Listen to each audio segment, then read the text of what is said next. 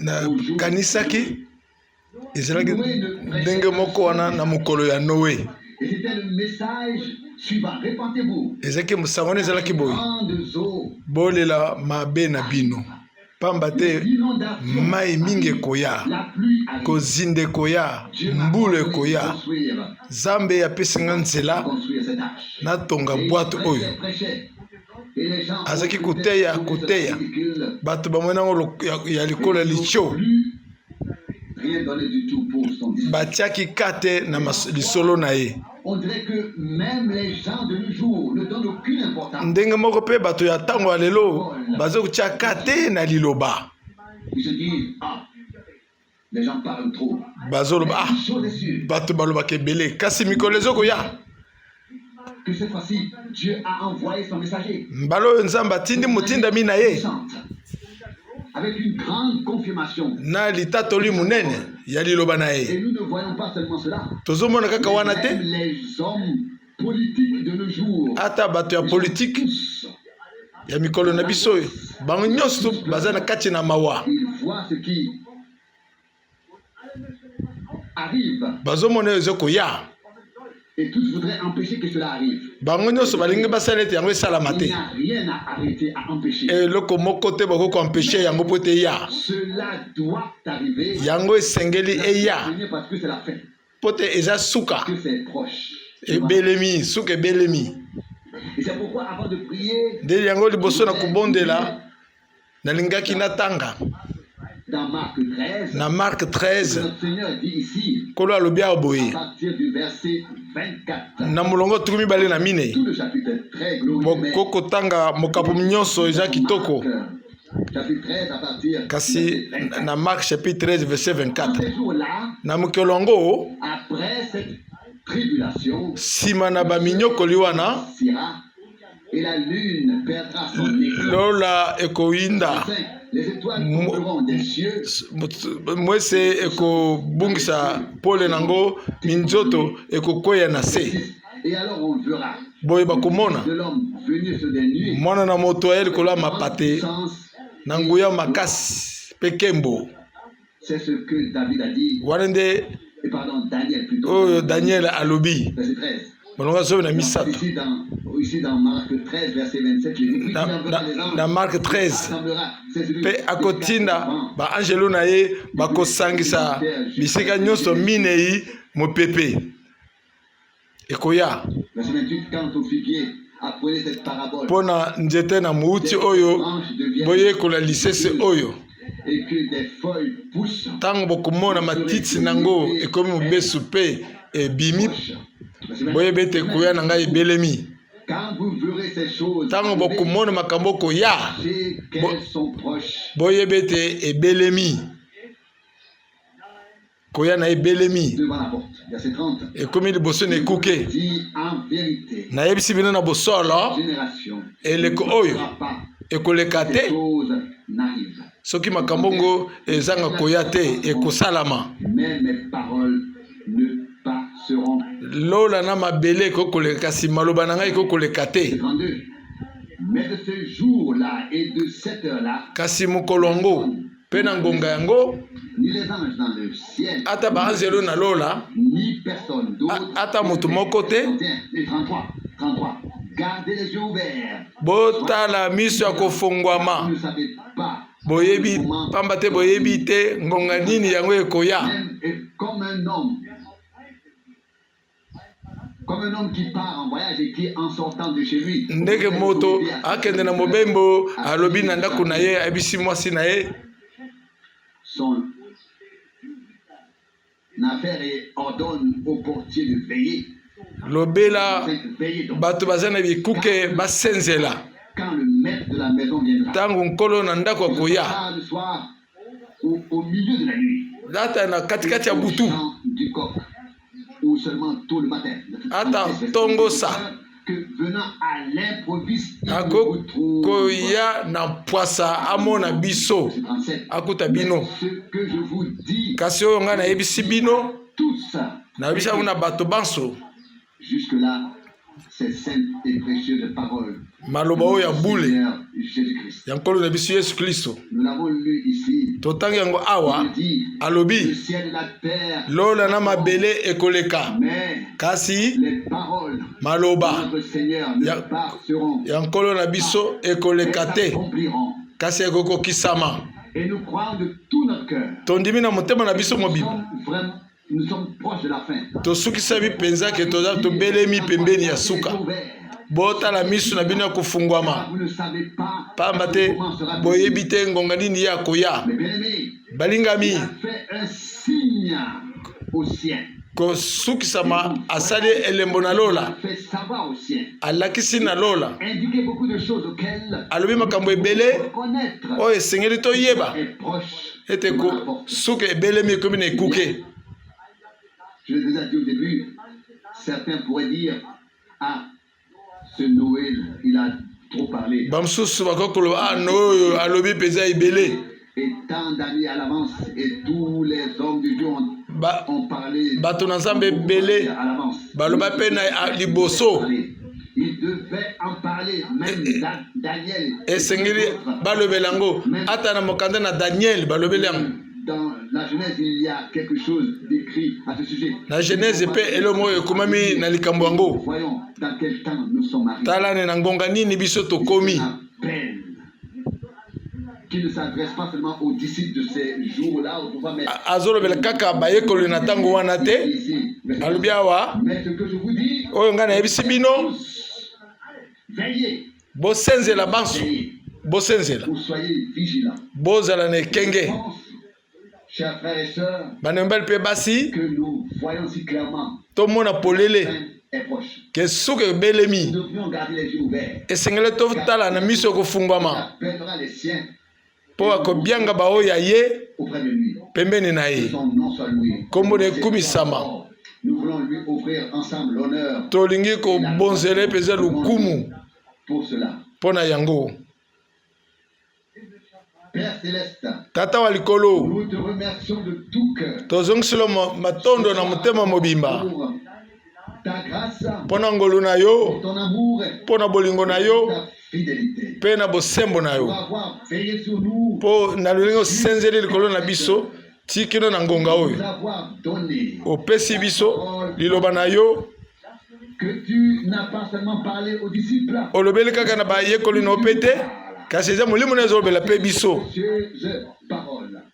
Nous voyons, Seigneur, tozomona nkolo ce que ta bouche sainte a dit. oyo nyonso tu monoko na bula elobi Donne-nous ekokisami. un cœur vigilant. pesa biso mitema ya Grâce, Seigneur. kokengela Levez les yeux vers toi. totombola miso na biso epa na yo Jésus fidèle. o nkolo ya Que sembo nous ayons les yeux ouverts. tobatela miso na biso ekofungwama Et que nous soyons des priants, Seigneur. tozala bato bazo kobrille Ce jour, mais nous savons que le moment est proche.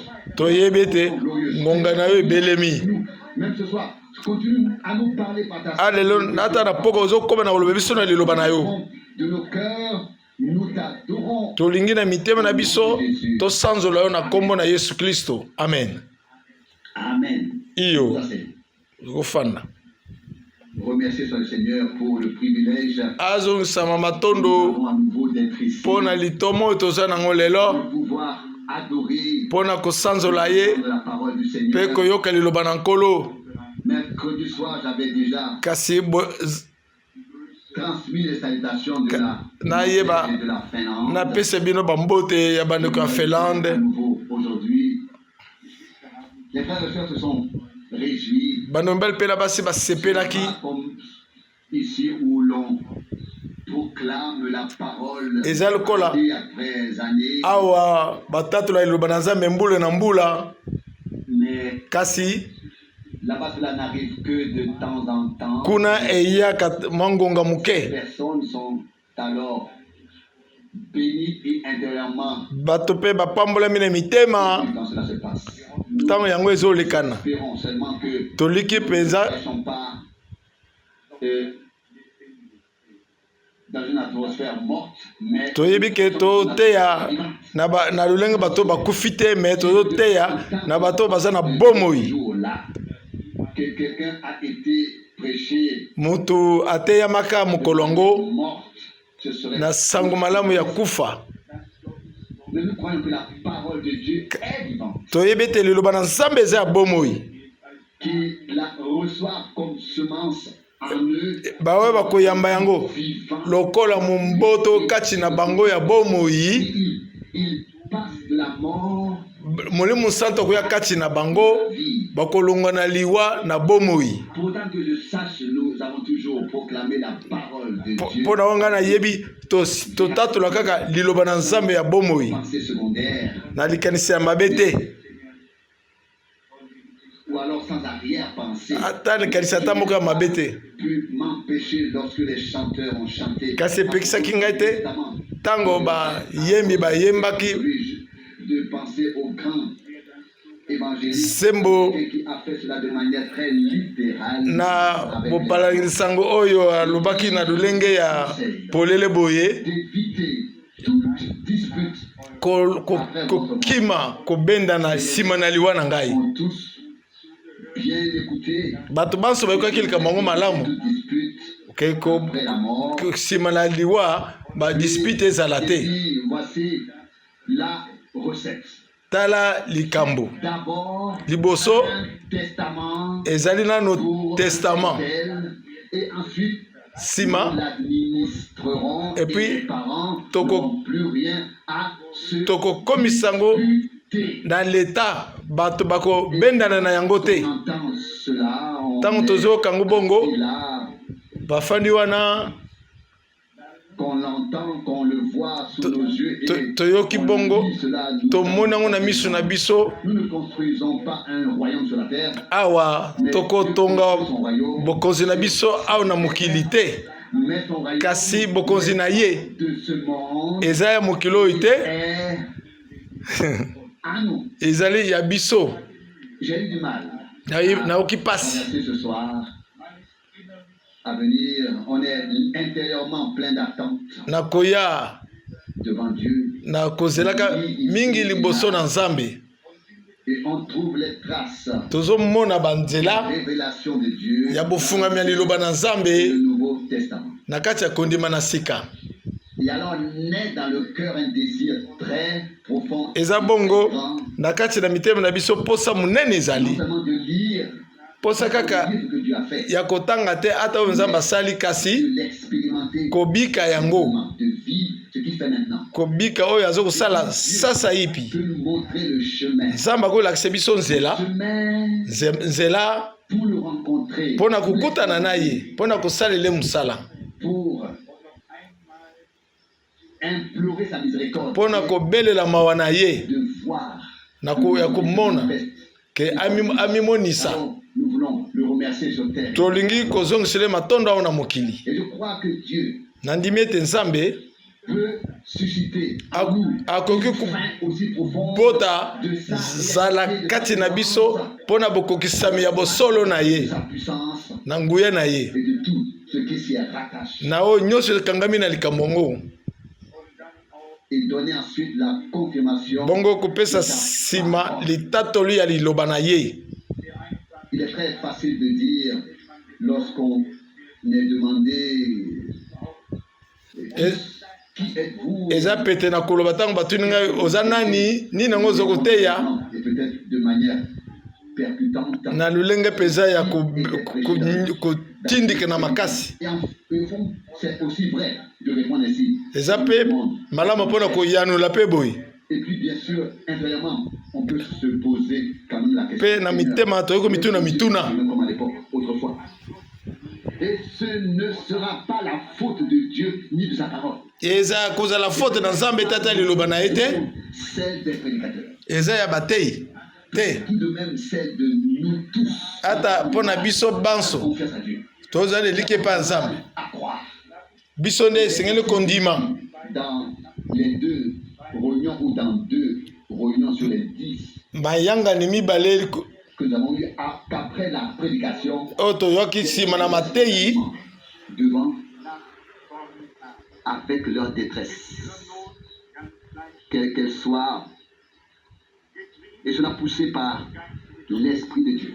Ah, ezala etinde bi pesa na Molimo Santo. D'aider et de promouvoir la foi, mais la foi venait de la prédication. Kasi Et la prédication kondima eza kuuta na litei, litei eza kuuta na Nzambe.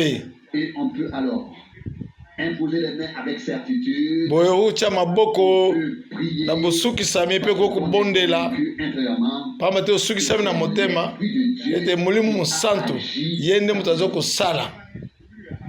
Si l'on doit d'abord avoir du mal à s'en convaincre soi-même et soki ozwa nanu convaincre pasi les autres, alors il po faut omilongisa yo moko eza boye wana Dieu, te. nous avons souvent dit, Kasi tosi koloba yango de confiance. kozala na confiance. Nous n'avons pas affaire à la parole des hommes, mais Toza na likambo na maloba na bato te, des hommes, mais kasi à Dieu. na maloba na Nzambe. C'est lui qui a parlé avec nous. Oyo alobi na biso C'est lui qui continue à nous parler. pe azokoba koloba na biso C'est en lui que nous plaçons notre confiance. ezali na ye nde toutya elike na biso Notre foi, kuna nde toutya kondima na biso. et c'est-à-dire Ini- de croire comme l'a dit les Écritures. Ini koloba kondima lokola makomi elobi Fleuve d'eau vive ne coulerait. wana ebale na mai ekopunzapunza Dieu ne kati na biso. confirmerait-il pas sa parole? Mpona nini Nzambe akotatola liloba na ye te? Sa parole? Pas du tout. Dieu attend de pouvoir la confirmer. Nzambe azozela ete atatola liloba na ye. Toujours fait. Ces traces se lisent. Tango basalaka kolandisa mokano na ye, bilembo na ye, Et nous aspirons de tout cœur tondimi mpenza na motema mobimba mpona komona la réalité. tango bosolo ya liloba ekosalama. À un moment donné, il est arrivé qu'une sœur Na ngonga moko divin, je crois que c'était, ndeko mwasi moko ayaki liboso ya mosala na Nzambe et a dit, frère Franck, voudrais-tu prier? alobi na ndeko Frank okubondela mpo na ngai Tout de coup, mbala moko sur inspiration, na je suppose, kopema ya Molimo Santo Paul n'a pas prié sur les mouchoirs. Paul abondeli likolo ya bamishware te. Prier la sueur.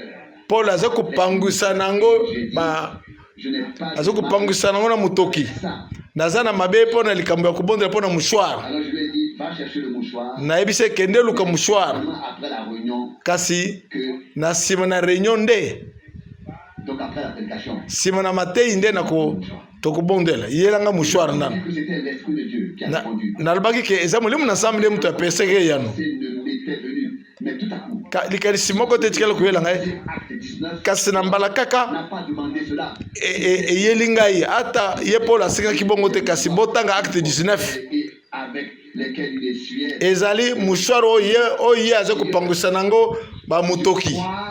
Acte d'Apôtre 19, verset 12. Acte Lorsque les gens 19 verset 12 tango alors pour confirmer sa parole, alors tango bato baza kondima Nzambe aza kotatola liloba na ye confirme sa parole. tango baza koyoka liloba azotatola liloba na ye. Entendu dans l'introduction, Toyoki na ebandeli et deux versets m'ont particulièrement frappé. verset oyo etuti ngai. Voir un verset,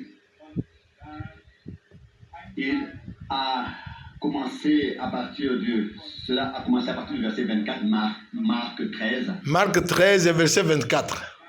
pour autant que je sache, et ensuite c'est en remontant au verset 27, puis au verset 22 et Pe komata na verset 27 22 il y a le mot, kuna kombo moko boye eya ezali baponami mais à cause des élus, kasi na ntina na baponami. Marc 13 verset 20. me molongo azomi na mibale Verset 22, na molongo tuku mibale mibale peut-être des élus, ntango mosusu mpo na baponami kaka des élus, ata mpo na baponami. puis au verset 27, molongo tuku mibale na sambo enverra, akotinda baanzelo rassemblera bakosangisa ces élus, baponami na ye 80 na mipepe nyonso minei extrémités de la terre, uta sukasuka na mokili des cieux. te na basukasuka ya lola.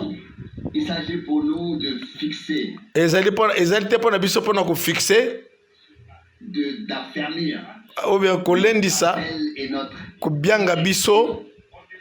Parfois les choses sont encore un peu Ta mosusu légères. makambo eza nanu na Vous pete exhorte, vous avertit à yango nde toma Paul aza kolendisa biso élection. mpona kobianga na mbela na biso na boponami na biso. Si nous parlons de cela avant de le faire, soki tozoloba ntina yango liboso ete tosalela yango, lorsque les choses ntango makambo sont décrites ici, ekomami awa nommées par notre Seigneur, etangami na nkolo na biso, décrit, il a assez souvent, comme les apôtres, asalaka ntango mosusu ndenge bantoma baza kotanga mingi liloba. il est dit ici, le soleil s'obscurcira et Mwesi ekoya mwindu, l'éclat.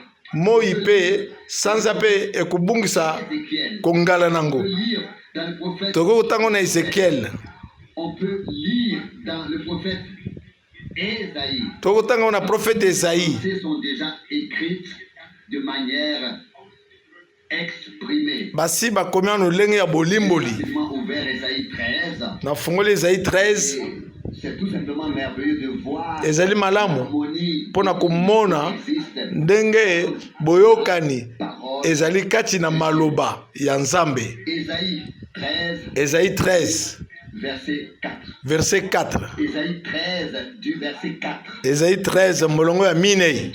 Un tumulte retentit sur la montagne comme celui d'une multitude de soldats. Écoute. Konganga Oui.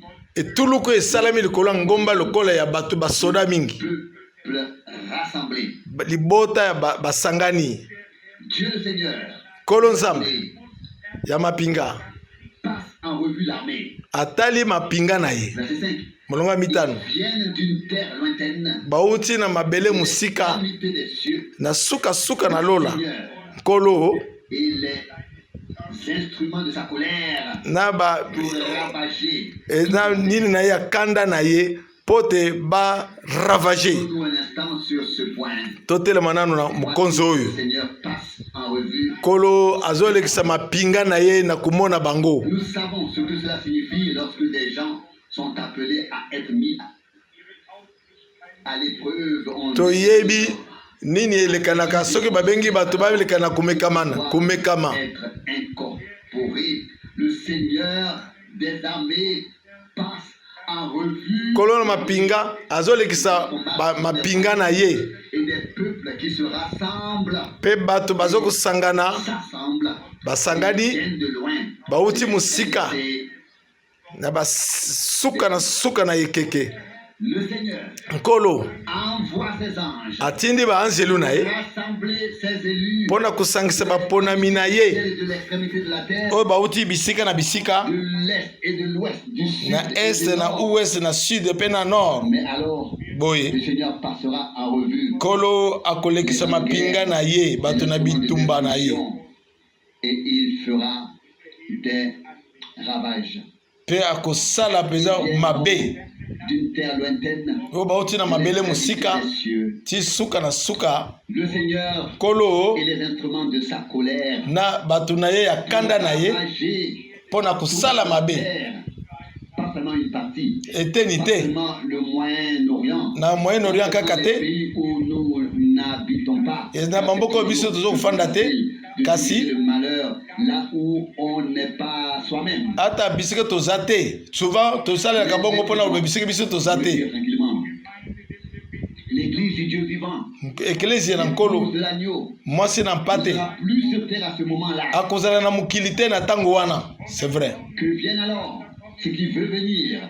Eya oyo esengeli eya na mokili mobimba. Cela d'en haut. Biso tokozala na lola Au verset 6. na molongo ya motoba. Gémissez car le jour du Seigneur, Nalobi na mokolo na nkolo ebelemi. il vient comme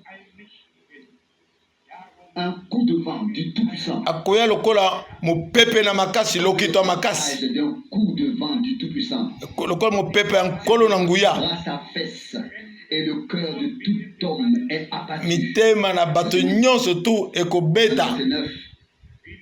Ils sont frappés d'épouvante. Batuta minene na kobanga makolo ekangami lokola mwasi azoko pasi ya kubota bazoko mitala bango na bango bazoka pasi. Soki tokanisi liloba na Toma Paul ya 1 Thessaloniciens 5 elobi boye mokolo na nkolo ezoko ya ntango bakoloba kimia kimia wana pasi ezali te likama ezali te kasi mbeba na pwasa yokweyela bango moko te akokima. Mulimu na Nzambe na kati ya profete Esaïe alobi pe ndenge moko awa mokolo na nkolo ebelemi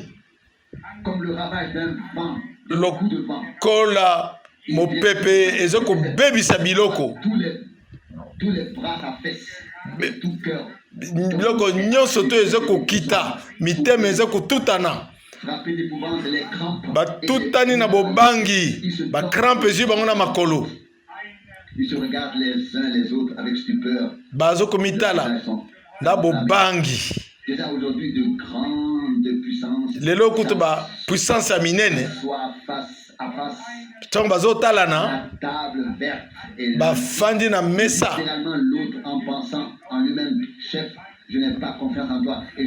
bango nyonso tu bazotalana bazolobana ke ngai naza na confiance na oyo te ye mpe wana aza na confiance na ye te bayebi baza na bobangi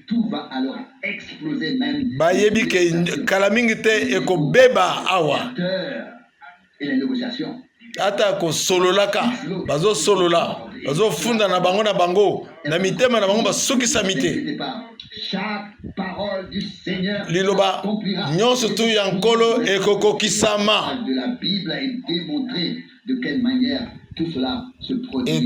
na kotalisa bino lolenge kani manso wana ekokokisama na Biblia na molongo ya libwa Esaïe 13 mokolo nkolo eza koya mokolo oyo mawa ekozala te akozala na kanda mpo na kozongisa mabele nyamu na basumuki bafandi likolo. Eza verset aussi totangango na Marc 13 10 pamba te minzoto ya lola ekongala lisusu te sanza pe ekobimisa pe pole nango te. Mulongo azomi na moko nakopesa etumbu na kiyawuli ya mokili mobimba pona masumu na bango na nko nakobeta lolendo na bango ya pamba wana ya nzombo.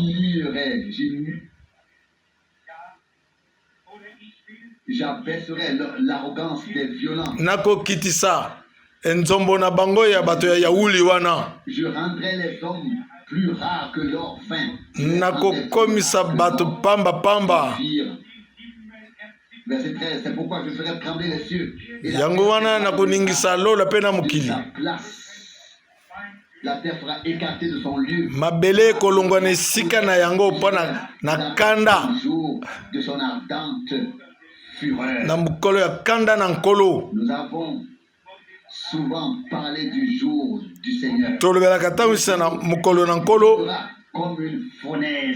ekoya lokola fulu oyo ezotoka moto kasi nakotalela bolobi oyo elaka monene ezali mpona libota na Nzambe pote eyela bango te mokolo monene ya somo ya nkolo.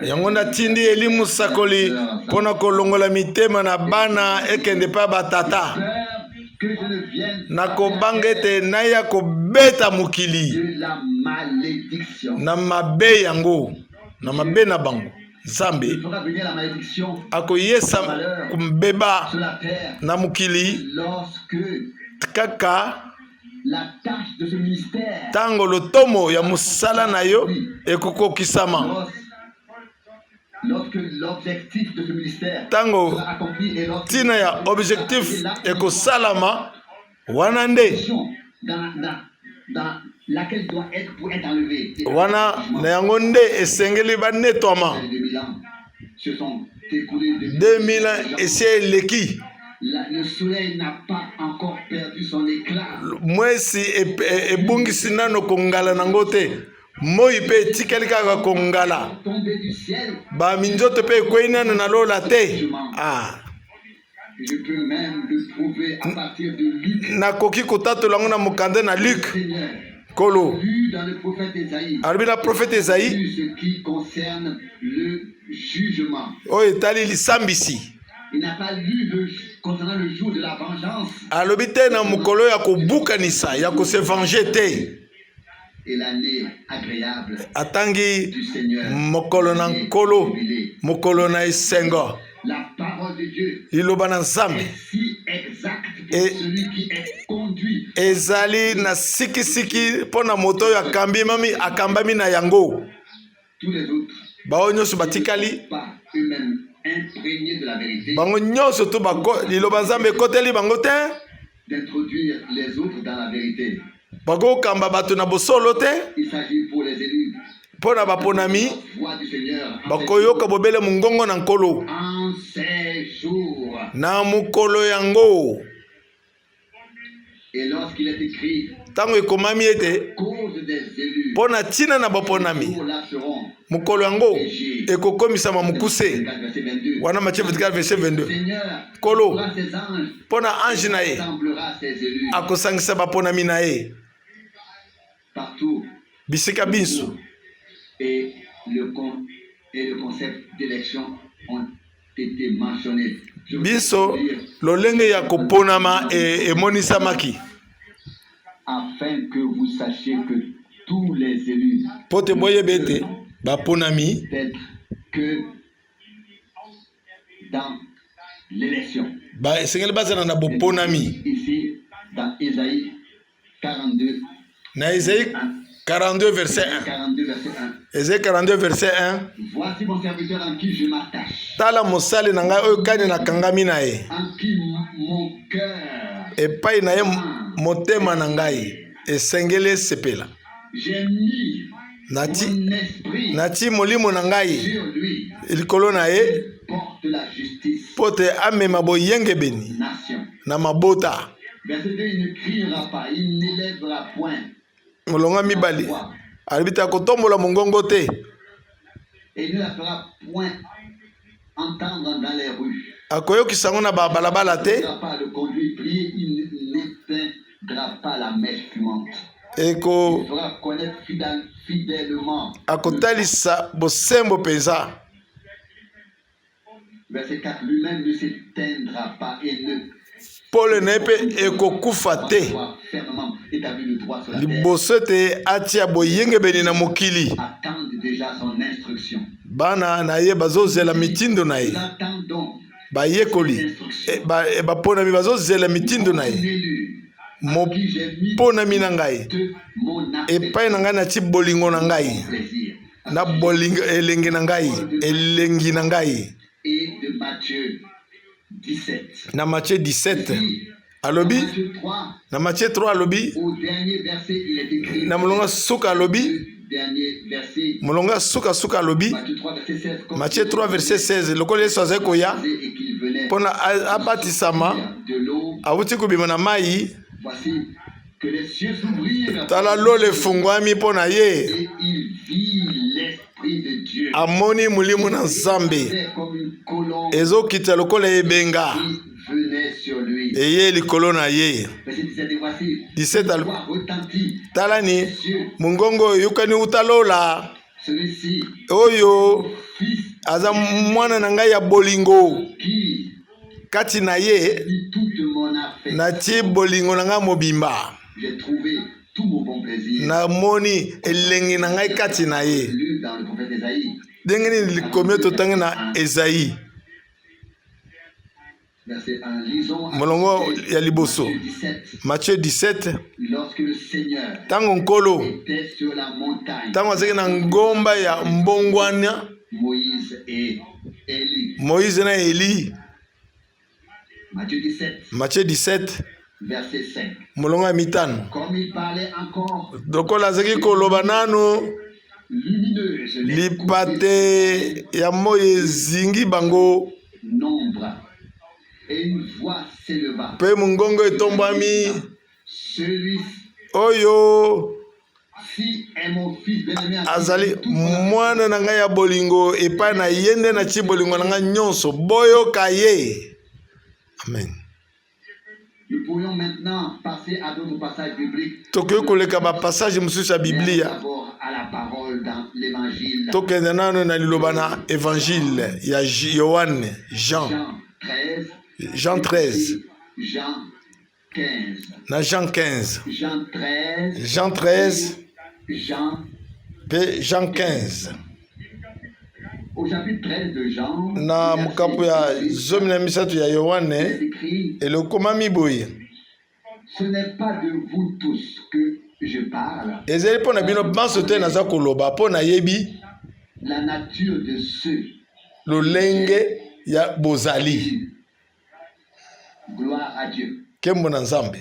Verset 18. Je sais, Na yebi sont ceux que j'ai élus. na yebi ba oyo ngai na poni Il a choisi, il a élu. oyo ye Pas aponaki. seulement appelé, Kabiangi bango kaka te, il a élu. aponi bango, aponi bango.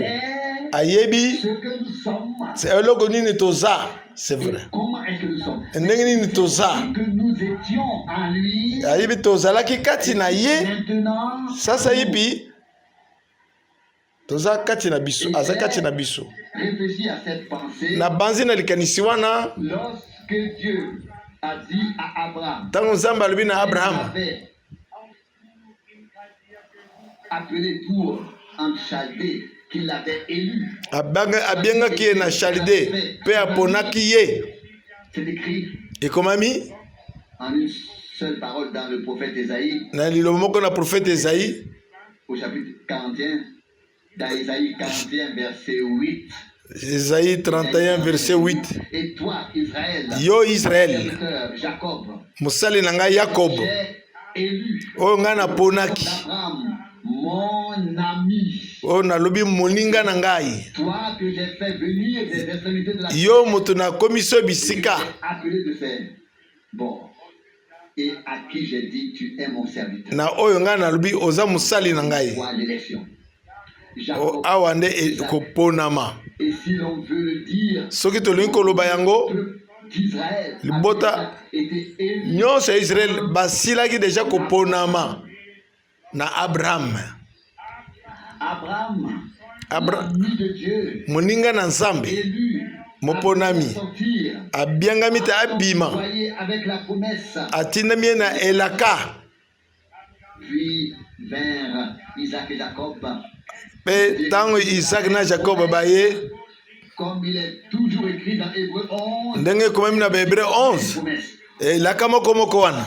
Israël a été choisi Israel aponamaki dans l'élection d'Abraham na boponami ya Abraham, et est encore appelé aujourd'hui Pe- le peuple abiangi lisusu lelo baponami oyo apona. Christ, Kristo l'élu de Dieu. molinga moponami na nkolo, Nous avons été élus kati na ye même la biso fondation du monde. toponamaki liboso ete mokili oyo esalama. Écrit dans Éphésiens 1, Ekomami na Ephésiens 1 verset 5. milongo ya mitano.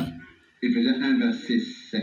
Ephésiens 1 verset Nous étions 5. en Dieu. Tozalaki na kati ya Nzambe, tozalaki kati na ye, Puis nous avons été manifestés dans la chair. mpe tomonisamaki na nzoto, Puis Dieu est descendu vers nous. mpe Nzambe akiti mpa na biso, Chair, prenant la forme d'un serviteur. akozwaka Jésus-Christ, lolenge ya mwana na ye Yesu Kristo, l'engendré de Dieu. mwana na ye oyo auta epa na Nzambe, pote asala biso bana ya mibali pe bana na basi ya nzambe oyo bauti pa na nzambe moponami ndenge toti kotanga biso baponami ye mobotami na yambo biso pe babotami ya yambo Yesu Kristo awa molongo somi na yebi lolenge na baonga na lingi. Puis du verset 18, oui, nous venons de le lire. 18 toti kotanga ngo eza na bino nde nazolobela nayebi baonga na poni lolenge na bango ndenge nini baza 18 bakomi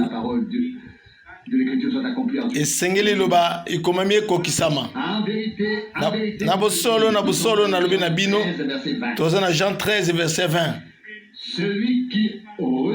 oyo akoyamba oyo ngai nakotinda akoyamba nga oyo ayambi ngai akoyamba oyo atindi ngai. J'espère qu'il n'y a personne ici. Damoni mutumoko te aza. Sa vie a mal nous comprendre. Akoko ko soso la biso mabete. Dans le cœur. Kasi toza ebele mabe na mitema. Kasi sango na bule. Annoncer que par quelqu'un. Ekoko sakulama. Kaka bobele na moto nzambe abengaki. Pote asala yango. Oyo nzambe atindaki. Et si tout m'impressionne. Elokozo kamusanga na litatu la ndeko Branham. Si cela m'atteint m'émue, c'est pourtant la seule phrase qui a plus à me dire. Yohana soke zwingai. Nde wana liloba moko esengele zwangai. Ndenge Yohana tindamaki. Ainsi tu sera envoyé. Boye pe yo kotindama na sango oyo kozala liboso na bozongi na nkolo qui précédera le retour de Christ. Oyo koya liboso na boya na nkolo. Si j'envoie quelqu'un et que vous le recevez. Soki nga natindi moto pe bino boyambi ye. En vérité, na bosolo na yebise bino. Celui qui reçoit, celui que j'aurai oyo akoyamba oyo ngai natindi alingi kobeta sete alobi soki natindi moto oyo ayambi nga soki aza moto nga natindi oyo ayambi pe moto pe atindi ngai. veut apporter un message. Tangu nzambe alinga mema sango. Quelque chose sur terre. Eloko moko sengele ekanga munoko. Azo tinda basali na ye, batinda mina ye. Bantoma. Qui il veut envoyer. Bao ya alingi kotinda. Il fut appelé. Il dit, Seigneur. Alobi nkolo. Ne m'écouteront pas. Bakoyoka ngai te.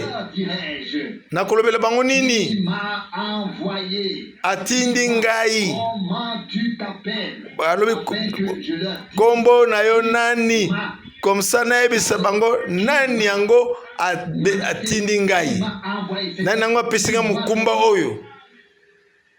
Et je lui ai dit, Kolo alobi, yebisa bango, le je suis oyo aza m'a envoyé. Yende atindi ngai. Envoyé de Dieu. Batinda minankolo. Et nous avons affaire en ces jours na mikolo un mandat. Toza na likambo ya mukumba na mukumba ya subule. Le quotidien. Oyo ekoleka nulenga momesano. L'habitude, parce que l'époque dans laquelle nous vivons. Pambate tango tozo bika toko kokanisa yango na bangonga mususu te. Ezali tango moko ya bokeseni. Une période où Dieu agit de nouveau sur terre. Tango zamba aza kusala lisusu mbala lisusu awo na mokili ndenga salaka.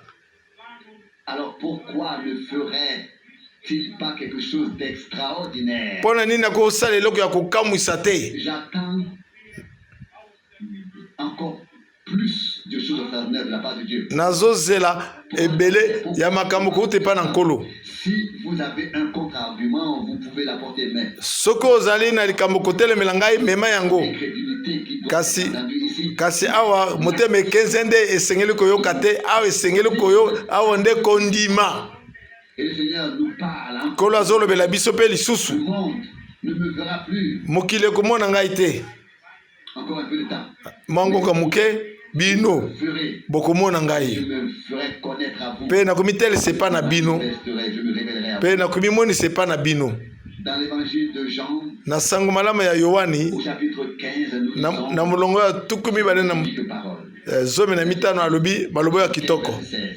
Ce n'est pas vous qui m'avez choisi. Eza bino te boponaki Je ngai. l'ai choisi et vous ai établi pour que vous alliez et portiez du fruit. Bino nde Le fruit na soit ti bino pote bokende bomema mbuma po mbuma na ezala ya kuumela. lui demanderez en mon nom. Oyo bakosenga bino na kombo na ngai. Ceci est mon commandement. Oyo eza motindo na ngai Que vous epa na bino les uns. ke bolingana bino na bino. Ce n'est pas vous qui m'avez choisi. Eza bino te mboponi ngai, se ngai nde.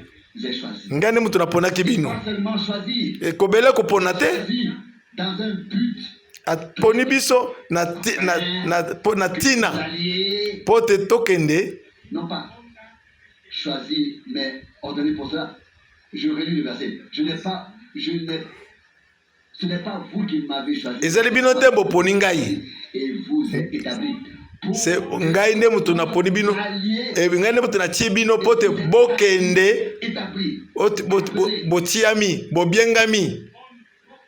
désigné, pour que vous alliez et porter du fruit Po te bokende pe bomema mbuma. durable.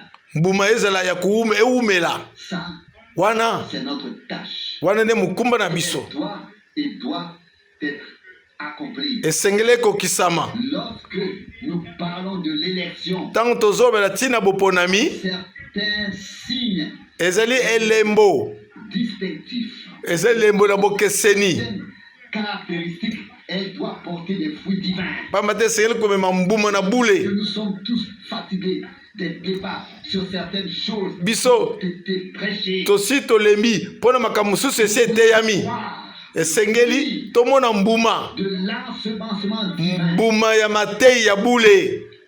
Nous aimerions pouvoir assister Tokolinga ete tomona.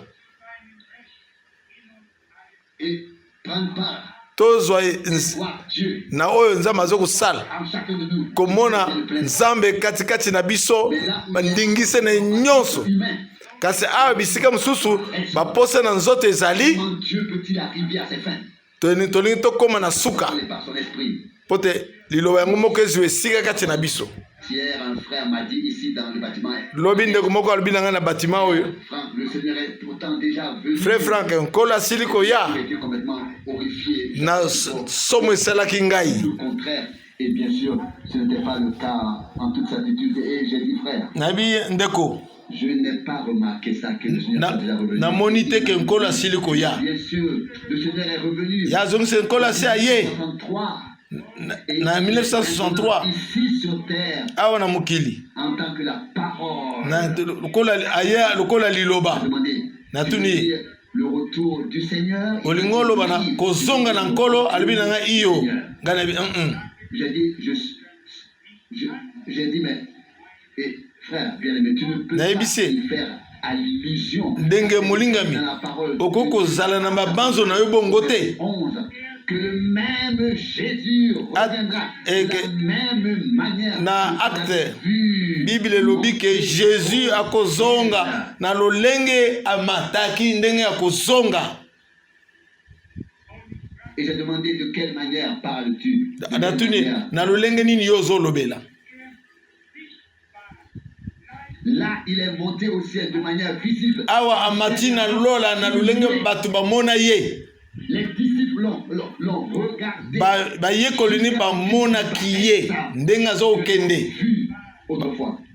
Le même Jésus reviendra. Yesu moko moko akoya ndenge moko amataki. Et je dis, frère bien-aimé, nalobi nende ko molingami koyina ngai te. placé sur cette terre pour la défense. Nzambe atinga na mokili oyo mpona kodefendre liloba na ye.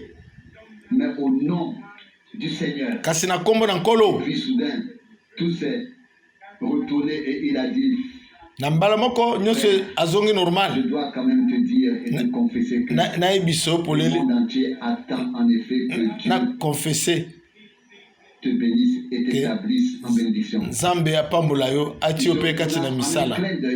Na poisa. Il est temps de donner raison à Dieu. Ngonga ezali ete opesa raison na Nzambe. Na kati ya liloba na ye. S'il était écrit que le Seigneur vient comme une illusion. Soki ekomamaki te nkolo akoya lokole na mabanzo. Écrit qu'il reviendrait. Kasi ndenge balobi ke akoya na mikolo suka lokola liloba. Wana akoya lokola liloba. Kasi soki ekomami ete akoya ndenge mataki na lola. Alors boye je m'attends à ce que le même Seigneur nazozela ete nkolo moko wana azonga na kembo munene lokola na baoya ye.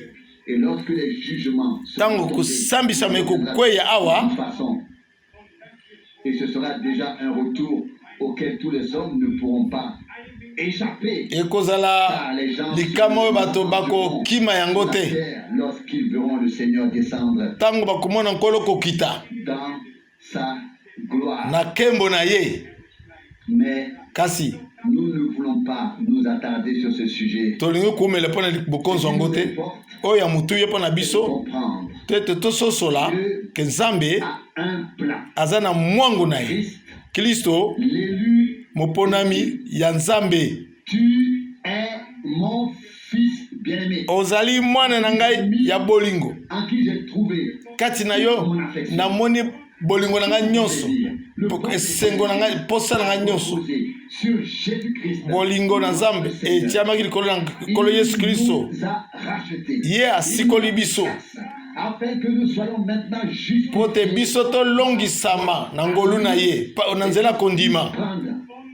Toute la place et qu'il puisse, oui, établir sa demeure dans notre cœur. Atia efandelo no kati na mitema na biso. Toi ni moi. Ezali yo te. C'est Christ. Ezangai te. Eza Kristo ye moko kati na biso. De la gloire. Elikia na kembo. De la gloire. Elikia na kembo. Quelle est donc la puissance? Ni nango nguya eza na bomoi. Nguya o ezopesa bomoi. Mais la puissance de Dieu. Eza nguya na Nzambe. L'élu de Dieu. Moponami. Sur qui reposait là. Likolo na ye. Sur qui reposait le bon plaisir de Dieu. Likolo na ye elengi kitoko ezalaki ya Nzambe ezalaki. Et le croire confirmé et le voir confirmé. Epe mungongo etatolaki yango na Matthieu 3. Lo tango ya libatisi. Na Matthieu 17. Lorsqu'il y fut transfiguré. Tango abongwanaki. Matthieu 17 verset 6. Elongi na ye engali lokola moisi. Toko kotanga yango. Na lolenge ya bongwana wana. Azalaki na nzoto lokola ya biso. Eyo nzoto oyo euta na Nzambe na lisumu te. Yango wana ekanamaki te ekoma na mbongwana. Ezali ekokoma pe bongo sima na lisekwa. Mais cela n'arrivera pas seulement avec lui. Ekoya kaka bobele na ete epe na biso elongo. Il n'y a rien dans la Bible. Eloko moko te na Bible. Croire plus que cela. Koleka owana te. La promesse. Elaka ya bozonge na nkolo. Baskufi bakosekwa yamo. Dans l'incorruptibilité. Na nzoto ya kobeba te. Biso pe lokolo totikali. Et que nous qui sommes restés vivants, nous serons changés en un biso pe tokobongwana na poasa dans les airs. Na kokutana na nkolo na biso na mipepe. Je peux croire en cela. Na kokondima yango.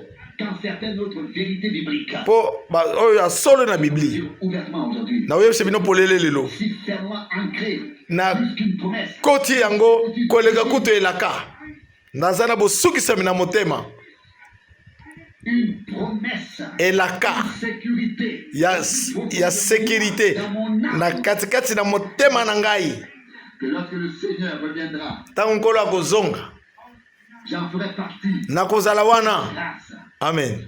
Il dit, Na ngolu na ye Jean 13, verset 18. Jean 13, Je verset- sais comme de quelle nature sont ceux que j'ai choisis. na lolenge kani baoyo ngai naponi baza Ou sur lui que reposait le bon plaisir de Dieu. likolo na ye nde bolingo na nzambe ezalaki Est en nous et que nous sommes en lui, ebi soki aza kati na biso epi biso mpe toza baoyo ya ye sur nous, parce qu'il est en nous. bolingo na ye eza likolo na biso mpo ye aza kati na biso. Ici, et plus précisément du verset 18. molongo azome na mwambe Si le monde vous est, soki bato mokili bayini bino lokola bayinaki mpe nga.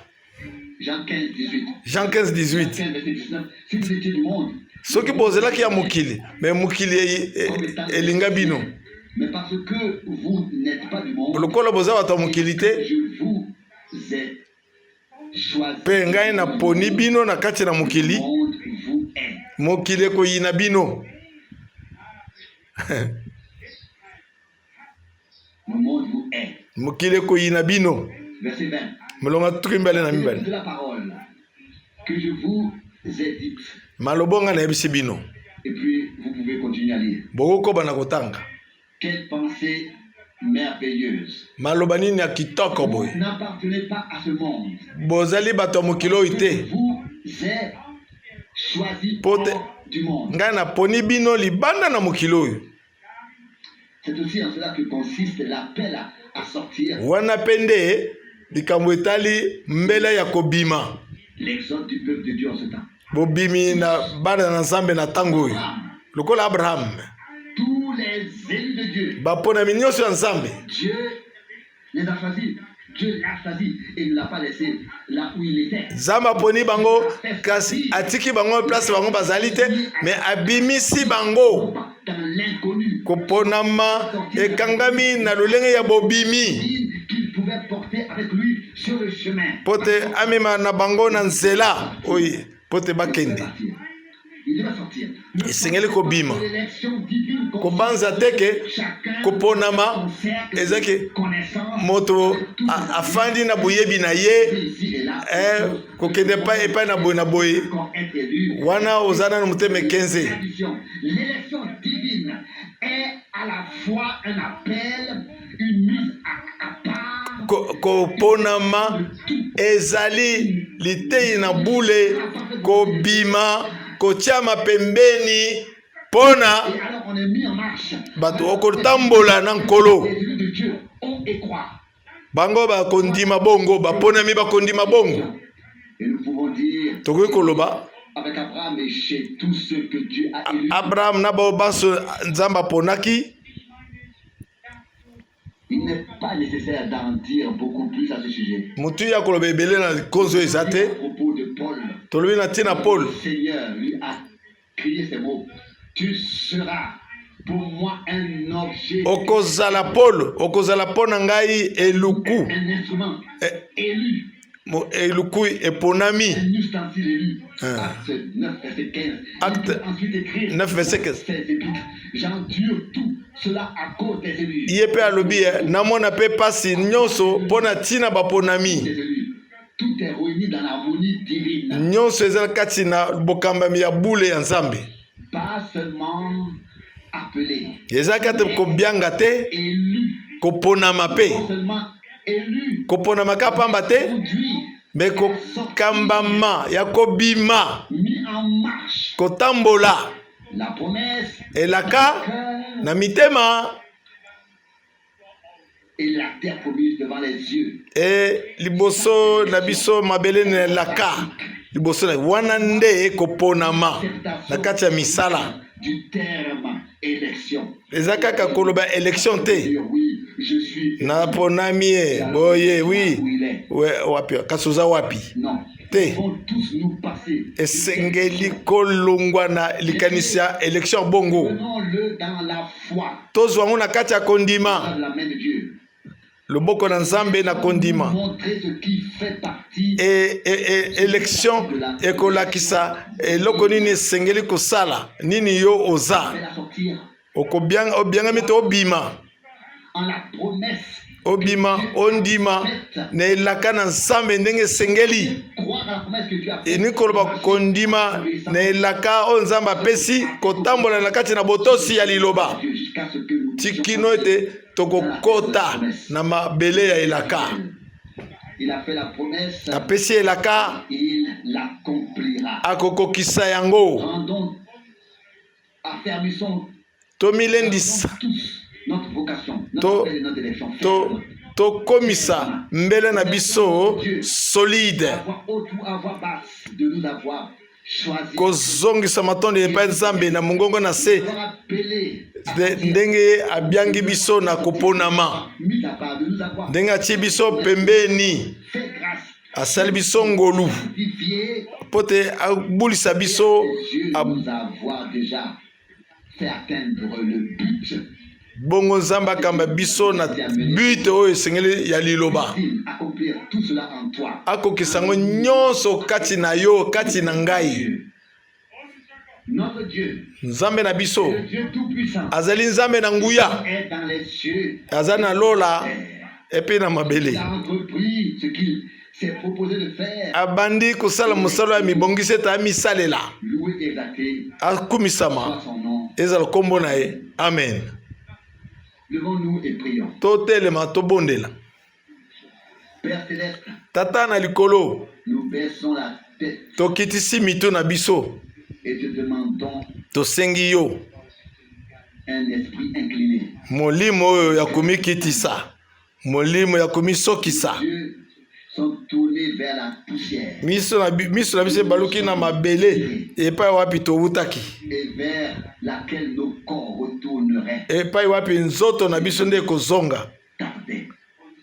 soki oumeli koya Âme, lève les yeux vers toi elimu na biso etombola miso nango liboso na yo et s'élance pour te rendre grâce et t'adorer. mpona kozongisela matondo mpe kokumisa yo mpe na kozongisela lukumu nzambe na sembo Tu as prévu une semence de la parole obongisi pour ce temps. momboto na liloba mpo na ntango Tu oyo as prévu des paroles de promesse et d'enseignement. opesi biso liloba na elaka mpe na malakisi Paroles opesi biso maloba de révélation. ya bofungwami C'est un ensemencement. ezali boloni La parole ya liloba est la semence. ezali momboto Dieu fidèle, nzambe na nguya fais-nous prendre conscience de cela. sala ete toyeba yango Tire de nous tout ce qui n'est pas de ta parole, oyo ya yo elongwa kati na biso oyo ya yo te elongwa de ton esprit. na molimo na yo ezala Dieu fidèle, nzambe esembo tout se taise à nous, nyonso ya pamba ekanga minoko nango kati na biso hors de nous. elongwa libanda na biso Nous avons le droit d'entendre toza na ndingisa ya koyoka bobele liloba oyo eza solo de la recevoir, tokoyamba yango que tu puisses la rendre vivante bongo yo okomisa yango bomoi kati na biso l'esprit. na nzela molimo na yo Fidèle Seigneur, kolo ya sembo ton peuple est rassemblé devant ta face. liboto no esangani liboso na yo Dire, mpo na koyebisa yo nous vois. oyo toomona biso Et tu nous as choisis. mpe oponi biso Tu nous as appelés à sortir. obiangi biso ete tobima À toi. tobimi toza oyo ya yo Tu nous as fait les plus grandes promesses. opesi biso bilaka ya monene Comme Abraham lokola abraham aussi à sa semence.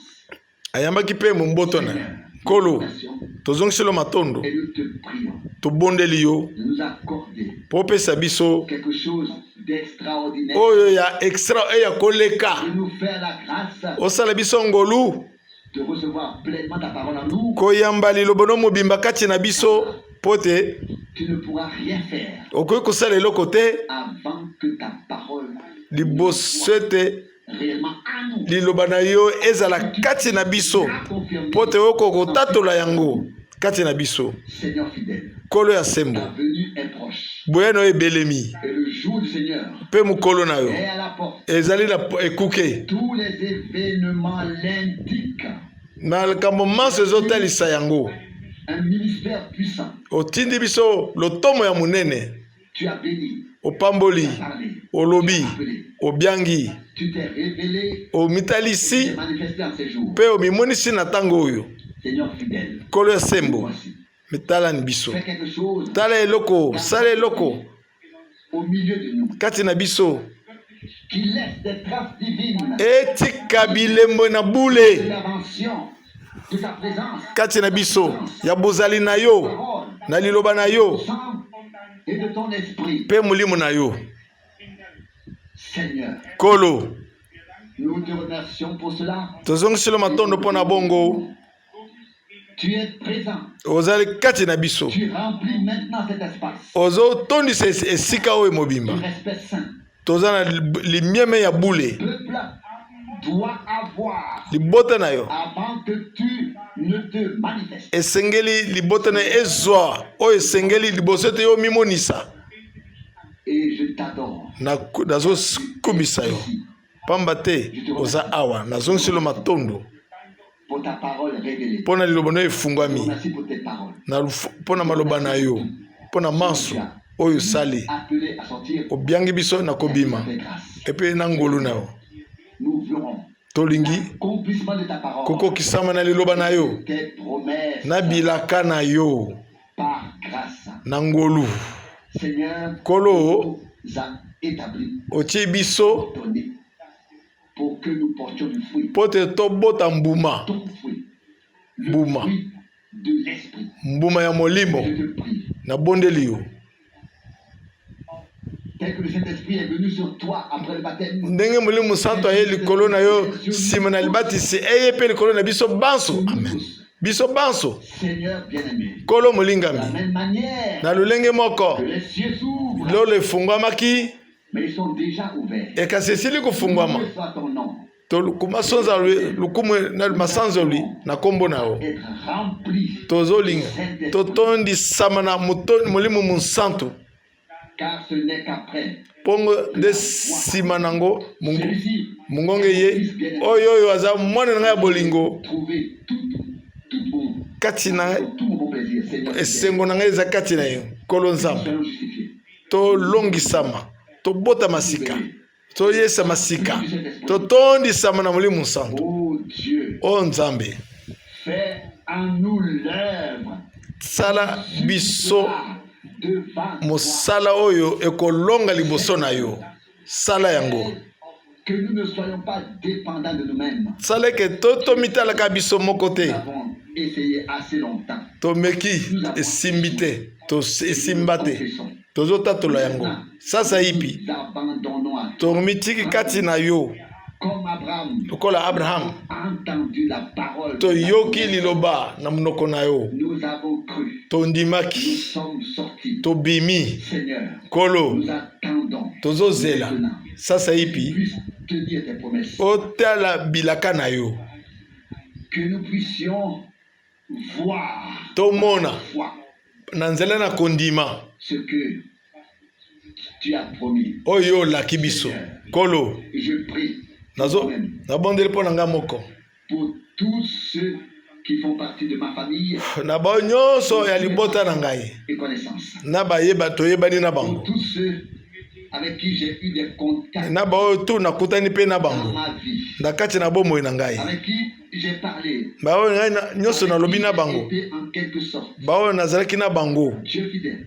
Kolo nzambe Et asembo pour tous ceux qui sont ici, nabondeli mpo na babanso baza awa qui ne sont pas ici. na boyo baza mpe awa te. Dieu fidèle, remplis-nous. Nzambe ya sembo tondise biso na nguya no ya bule ya nguya Que nous pourrions intercéder pour les autres. boye tokoki kobelela mpo na baninga. Seigneur fidèle, Kolo sembo enlève toute dureté, longola motema ekenzi, toute d'amour, bozanga bolingo, incrédulité. longola motema ekenzi, longola yango nkolo. Seigneur, O nkolo bien-aimé, molingami ressuscité, oyo osekwaki oza na bomoi sauveur, mobikisi confirme toi-même tatola liloba na yo moko liloba na yo chaque cœur, na mitema dans chaque vie. na bomoi na biso.